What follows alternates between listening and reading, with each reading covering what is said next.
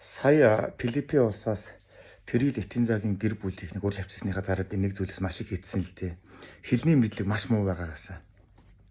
Хэдийгээр зарим зүйлийг нь ойлгож байгаа мэт боловч буцаагаад хариулж чадахгүй байсан. Харилцаж чөлөөтэй харилцаж чадахгүй байсан. Заавал дундаа нэг орчуулагчтэй, заавал нэг тийм төхөөрөмж ашиглаж ийж нэг тийм харилцах зүйсэн шаардлага гарсан бол ер нь орчин цагтайгаа хөл нийлүүлэх цаг хэдийн болсон байна гэдгийг маань маш гүнзгий ухаарууллаа л да. Тэгээд тухайн үйл явдлыг үзчихсэн одоо энэ Филиппин багштай англи хэлний сургалтын төвийн захирал надраас холбогдлоо.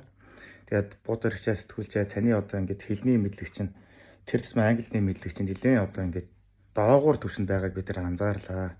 Тэгэхдээ энэ бол засаж залруулж болох зүйл ээ. Би та бүхэнд тун удахгүй одоо нэг өөрсдийнхөө англи хэлнийхээ одоо онлайн багшийг одоо ингээд та бүхэн танд одоо үнгүү санал болгож байна. Та бас энэ хүнтэй маань ингээд онлайн хичээлд нь суугаад маш богино хугацаанд маш сайн ярианы англи хэлтэй болох бүрэн боломжтой гэдэг хийсэнд бол би маш их баяртай байгаа. Тэгээд одоо хүний ямиг ямар үнгүү ашиглалтай биш тийм ээ. Та бүхэнд одоо тухайн сургалтын төвийг нь жижигхэн сурчлагаар болон холбогдох утасны дугаарыг нь одоо артаас нь хүргэн та бүхэн маань амралтын өдрүүдэд энэ хичээлийн сургуулийн урт удаан амралтын өдрүүдэд өөрсдийнхөө өөр хүүхдүүдийг заавал энэ сургалтанд хамруулаарай. Өөрсдөө бас хамрагдаарай. Хэлтэй бол хөлтэй байдаг юм байна. Тиймээс хэлийг бүгдээрээ сурцгаая. Object.